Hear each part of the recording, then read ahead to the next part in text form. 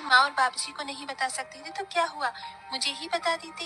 अब क्या करूं, सब कुछ इतनी जल्दबाजी में करना पड़ा कि मुझे तुम्हें बताने का समय ही नहीं मिला। चलो कोई बात नहीं, शादी मैंने ऐसे ही कर ली, लेकिन मैं रिसेप्शन पार्टी बहुत अच्छे से करूंगा। उसमें तुम अपने सारे अरमान निकाल लेना मेरी प्यारी बहना।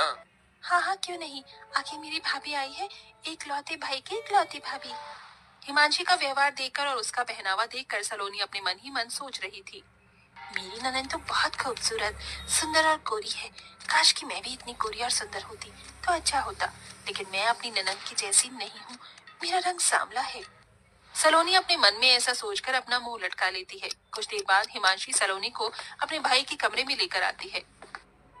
भाभी जी, आपको अगर किसी भी चीज की जरूरत हो तो मुझे बता देना, मैं यहीं पर हूँ। आवाज लगा देना, मैं आ जाऊंगी और आपकी मदद करवा दूंगी। अभी तो मुझे किसी भी चीज की जरूरत नहीं है ननन जी, लेकिन अगर किसी चीज की जरूरत होगी तो मैं आपको तुरंत बुला लूंगी। आप चिंता मत करो, आपके अलावा इस घर में मेरा है भी कौन जो मुझे समझ सके। एक भाभी के लिए एक ननन बहुत मायने रखती है। आप तो इस चीज को समझती हो ना। हाँ हाँ, क्यों नहीं मेरी प्यारी भाभी, बिल्कुल समझती हूँ। आप चिंता मत करो, मेरे रहते इस घर में आपको कभी किसी चीज की परेशानी होगी ही नहीं। ऐसा बोलने के बाद हिमांशी अपने भाई के कमरे से बाहर आ जाती है। थोड़ी ही देर बाद हिमांशी अपने कमरे में जाती है और एक नया सा सूट पहनकर अपनी भाभी के कमरे में आती है। अरे भाभी, अभी तक आप तैयार नहीं हुई हो। रुको, मैं आपको तैयार कर देती हूँ। हिमांशी अपनी भाभी सलोनी को तैयार करने लगती है। तभी सलोनी देखती है कि हिमांशी ने बहुत सुंदर और प्यारा सूट पहना होता है। वो शीशे में अपनी ननद को देखते हुए कहती है, क्या बात है ननद जी, तुम्हारा ये सूट कितना प्यारा लग रहा है। तुम्हारे गोरे रंग पर खिल रहा है। मेरा रंग काला है ना, तो मेरे ऊपर ऐसे कपड़े अच्छे नहीं लगते।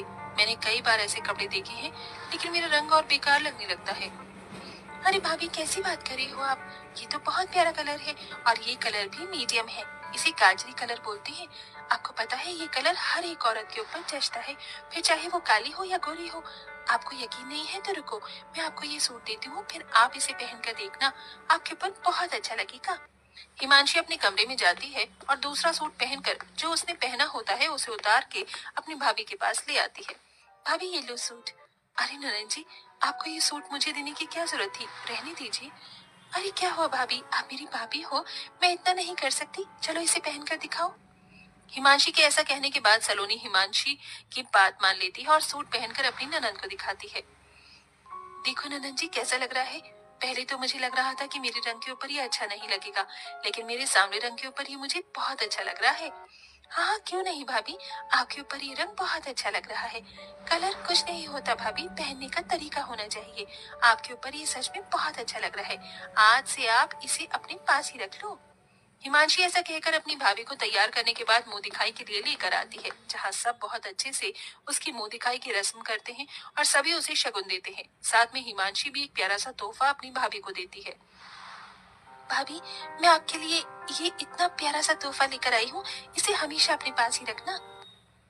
आप तो बहुत अच्छी हो ननन जी, आपका बहुत बहुत शुक्रिया।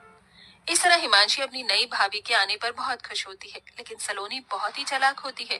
उसे जो भी चीज हिमांशी की अच्छी लगती है वो उससे लेने के चक्कर में उसके सामने ऐसा दिखावा करती है जैसे उसके रंग की वजह से उसके ऊपर कुछ भी अच्छा लगता ही नहीं।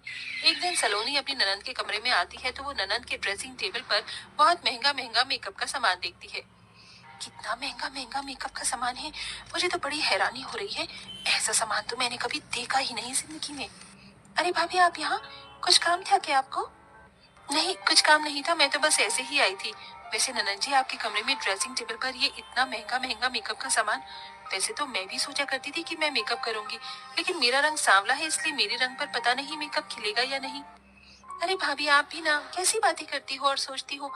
ऐसा कुछ नहीं होता, मेकअप हर चेहरे पर अच्छा लगता है। देखो, मैं आपको करके दिखाती हूँ। हिमांशी अपनी भाभी सलोनी के चेहरे पर थोड़ा सा मेकअप करती है तो सलोनी को अच्छा लगता है। तभी सलोनी कहने लगती है, ननन जी, बहुत बढ़िया मेकअप है आपके पास, काश कि मेरे पास भी होता। होने की क्या बात है भाभी जी, ये है ना, आप इसे रख लो, मैं अपने लिए और मंगा लूंगी। आपके पास रहे या मेरे पास रहे, कौन सी बड़ी बात है। सलोनी ये सुनते ही खुश हो जाती है। मेरी ननन बहुत अच्छी है, आप सच में बहुत अच्छी हो ननन जी। भगवान ऐसी ननन हर किसी भाभी को दे। ऐसा कहने के बाद सलोनी अपने कमरे में सारा मेकअप का सामान उठाकर ले आती है और उसे अपनी ड्रेसिंग टेबल पर लगाने लगती है। ननद के सारे सामान पर मेरा ही अधिकार है, मैं उनके पास कुछ नहीं छोड़ूंगी, सब ले लूंगी।